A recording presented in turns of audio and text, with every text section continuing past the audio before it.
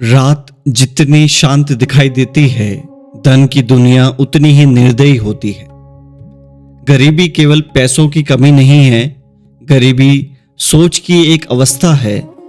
और अमीरी केवल सोना, महल और खजाना नहीं, अमीरी दुनिया को देखने का एक अलग दृष्टिकोण है।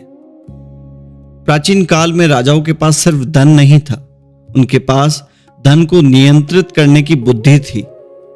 यही कारण है कि कुछ लोग इतिहास में सम्राट बने और कुछ लोग पूरी जिंदगी सिर्फ दूसरों के लिए काम करते रह गए। चाणक्य कहते थे, धन उस व्यक्ति के पास नहीं टिकता जो केवल उसे खर्च करना जानता हो।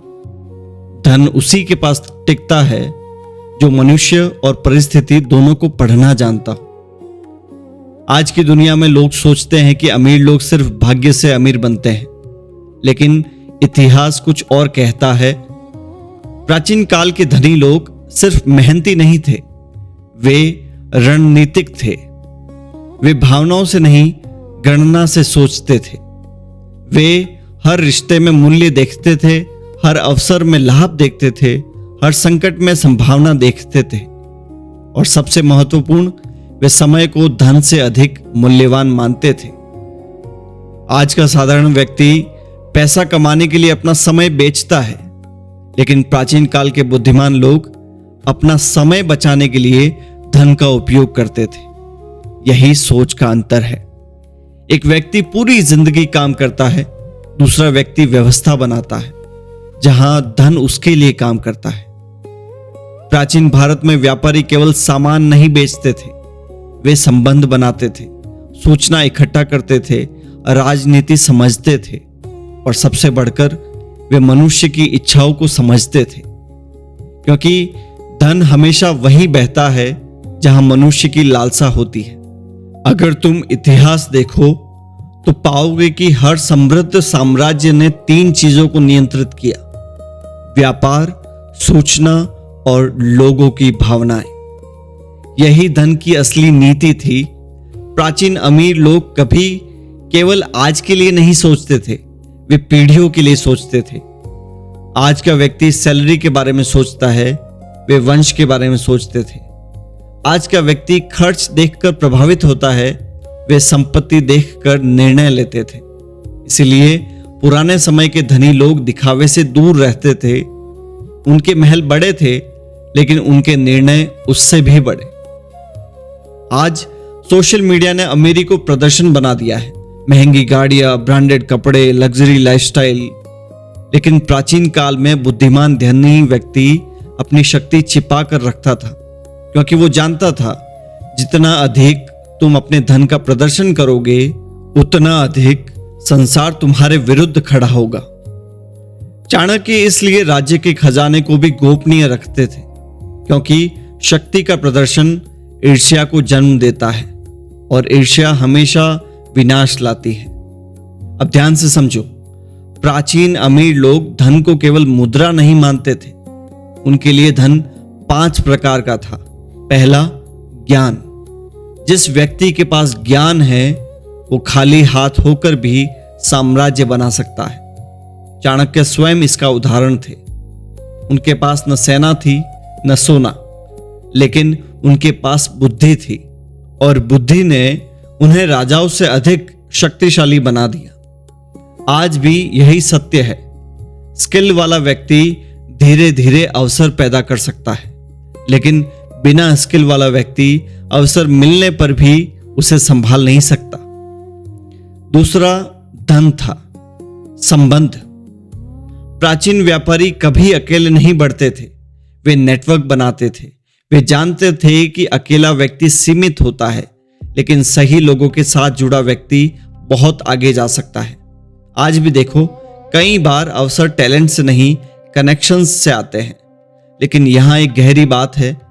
प्राचीन बुद्धिमान लोग हर संबंध नहीं बनाते थे, वे उपयोगी और विश्वसनीय लोगों को चुनते थे, क्योंकि गलत संगति धन को खा जाती है।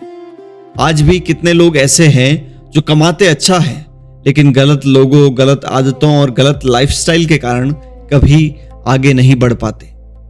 यही कारण है कि चाणक्य ने कहा, धन कमाने से अधिक कठिन है धन को सुरक्षित रखना। तीसरा धन था धैर्य। आज की जनरेशन इंस्टेंट सक्सेस चाहती है, एक महीने में पैसा, एक साल में करोड़पति, ओवरनाइट फेम। लेकिन प्राचीन काल के धनी लोग धीरे बढ़ते थे। वे जानते थे कि जो चीज जल्दी बनती है वो जल्दी टूटती भी है। इसलिए वे निवेश करते थे, भूमि खरीदते थे, व्यापार बढ़ाते थे, पीढ़ियों तक वेल्थ बिल्ड करते थे। उनके लिए धन एक वृक्ष था, धीरे धीरे उगता हुआ, लेकिन जड़ें बहुत गहरी। आज लोग फल चाहते हैं लेकिन बीज बोने का धैर्य नहीं। यही कारण है कि बहुत लोग शुरुआत तो करते हैं लेकिन स्थिर साम्राज्य नहीं बना पाते। चौथा धन था अनुशासन। प्राचीन अमीर लोग अपनी इच्छाओं के गुलाम नहीं होते थे। वे जानते थे कि अगर मनुष्य अपनी इच्छाओं को नियंत्रित नहीं कर सकता तो धन उसे नियंत्रित करने लगेगा। आज कितने लोग पैसा आते ही बदल जाते हैं। खर्च बढ़ जाता है, दिखावा बढ़ जाता है, आलस बढ़ जाता है और धीरे धीरे वेल्थ खत्म हो जाती है। इसीलिए पुराने समय में राजकुमारों को भी कठोर प्रशिक्षण दिया जाता था, क्योंकि बिना अनुशासन के मिला हुआ धन मनुष्य को कमजोर बना देता है। पांचवा और सबसे बड़ा धन था सोचना। प्राचीन काल में जो व्यक्ति जानकारी नियंत्रित करता था वही बाजार नियंत्रित करता था। व्यापारी दूर दूर के राज्यों की खबर रखते थे, कहां अकाल है, कहां युद्ध होने वाला है, कहां नया व्यापार खुल रहा है। क्यों? क्योंकि अवसर हमेशा जानकारी से पैदा होता है। आज भी यही हो रहा है। जो व्यक्ति ट्रेंड समझता है, जो समय से पहले बदलाव देख लेता है, वही आगे निकलता है। बाकी लोग केवल भीड़ का हिस्सा बने रहते हैं। अब यहां सबसे महत्वपूर्ण बात समझो, प्राचीन अमीर लोग मेहनत से भागते नहीं थे, लेकिन वे केवल मेहनत पर निर्भर भी नहीं रहते थे। वे लेवरेज समझते थे। एक किसान अकेले खेत जोतेगा तो सीमित कमाएगा, लेकिन जो व्यक्ति 10 लोगों का काम ऑर्गेनाइज कर दे वो अधिक कमाएगा। यही कारण है कि पुराने समय के व्यापारी सिस्टम बनाते थे। वे केवल काम नहीं करते थे, वे काम करवाने की कला सीखते थे, और यही वेल्थ क्रिएशन का असली रहस्य है। आज भी अगर तुम दुनिया के सबसे धनी लोगों को देखो तो वे सबसे ज्यादा फिजिकल मेहनत नहीं करते। वे सिस्टम्स बनाते हैं, टीम बनाते हैं, इन्फ्लुएंस बनाते हैं, क्योंकि इन्फ्लुएंस हमेशा इनकम से बड़ा होता है। अब प्रश्न आता है, फिर गरीब सोच कैसी होती है? गरीब सोच हमेशा इमीडिएट प्लेजर ढूंढती है।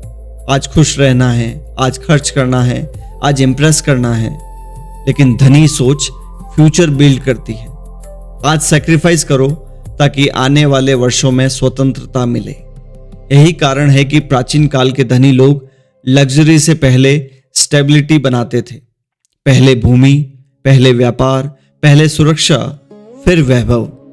आज लोग पहले वैभव चाहते हैं बिना नींव के, और बिना नींव का महल ज्यादा समय टिकता नहीं। चाणक्य कहते थे, धन कमाने से पहले स्वयं को योग्य बनाओ, क्योंकि धन कैरेक्टर को एम्प्लीफाई करता है। अगर व्यक्ति बुद्धिमान है तो धन उसे और शक्तिशाली बनाएगा। अगर व्यक्ति मूर्ख है तो धन उसका विनाश तेज कर देगा। आज लॉटरी विनर्स को देखो, कितने लोग कुछ वर्षों में फिर गरीब हो जाते हैं। क्यों? क्योंकि वेल्थ उनके माइंडसेट से बड़ी होती है। उनके हाथों में धन था लेकिन दिमाग अभी भी स्कार्सिटी में था।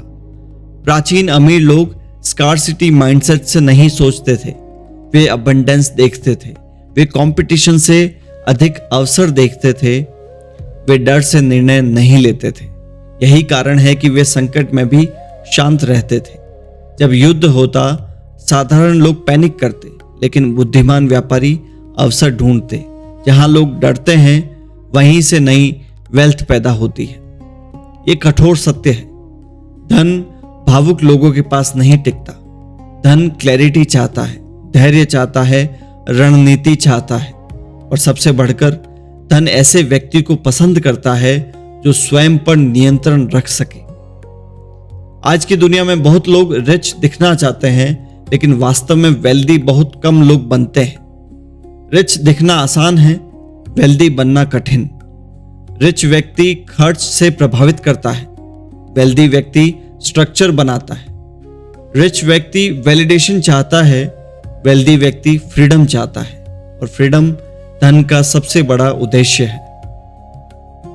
प्राचीन काल के बुद्धिमान लोग धन इसलिए नहीं कमाते थे कि लोग उन्हें देखें, वे धन इसलिए कमाते थे ताकि वे किसी के सामने झुकने को मजबूर ना हो। यही असली समृद्धि थी।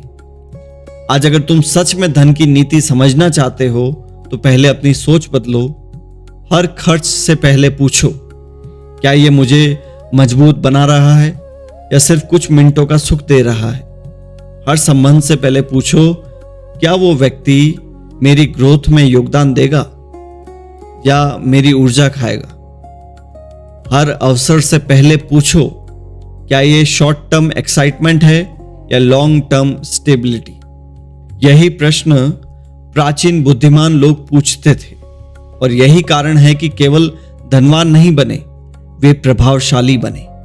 अब अंत में, धन केवल बैंक बैलेंस नहीं है। धन वो स्थिति है जहां तुम्हारे निर्णय डर से नहीं, स्वतंत्रता से लिए जाते हैं। जहां तुम अपनी कीमत जानते हो, जहां तुम्हें अप्रूवल के लिए झुकना नहीं पड़ता, जहां तुम्हारा समय तुम्हारे नियंत्रण में होता है। और ये सब केवल पैसे से नहीं आता, यह आता है बुद्धि से, अनुशासन से, सही लोगों से, सही आदतों से, और सबसे बढ़कर दीर्घकालिक सोच से। यही प्राचीन अमीर लोगों की सबसे बड़ी शक्ति थी। वे आज नहीं देखते थे, वे आने वाली पीढ़ियां देखते थे। और जो व्यक्ति केवल आज से ऊपर उठकर सोचने लगता है, वही वास्तव में समृद्ध बनना शुरू करता है, क्योंकि धन पहले जेब में नहीं, दिमाग में पैदा होता है। धन्यवाद।